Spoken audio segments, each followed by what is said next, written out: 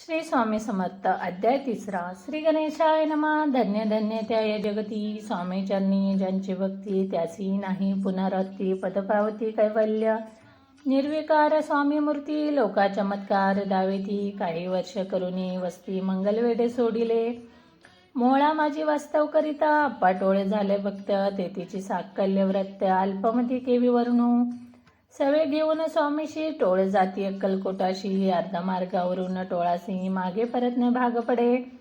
टोळ गेली परतुनी स्वामी चालले उठुनी. बहुत वर्जिले सेवकांनी परीनच मानिले त्या. तेथून निघाले अक्कलकोटा प्रती आले. ग्रामदौरी वैसले यदिराज सोच्छने.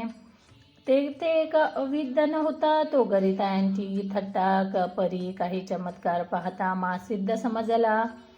पूर्व पुण्यास्तव निश्चिती आले चोळप्प्याच्या ग्रहपती. स्वामीशी जाणून ईश्वर मूर्ती चोळप्पा करी आधार. येऊगाधिक काही चोळप्पाने केले नाही. परी भक्तिस्तव पाही स्वामी आले सन्नाते. तयाची देखून या भक्ती स्वामी तिथे भोजन करती. तेव्हा चोळप्प्याच्या चित्ती आनंद झाला बहुसाळ. तैपासून तयाच्या घरी राहिले स्वामी अवतारी. दिवसेंदिवस चाकरी चोळप्प्या करी अधिकाधिक. तेव्हा राज्य पदाधिकारी मालोचे राजे गादीवरी. दक्ष असून कारभारी परमज्ञानी असती जय.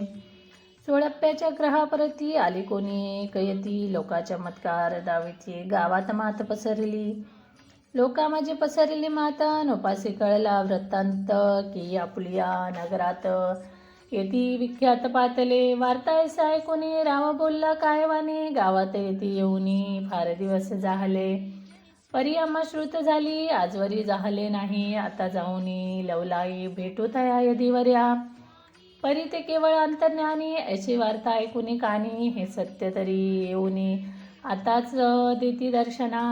रावमुखातून वाने निघाली तोची यदिमूर्ती पुढे ठेली. सकल सभा चकित झाली मती गुंगली रायांची.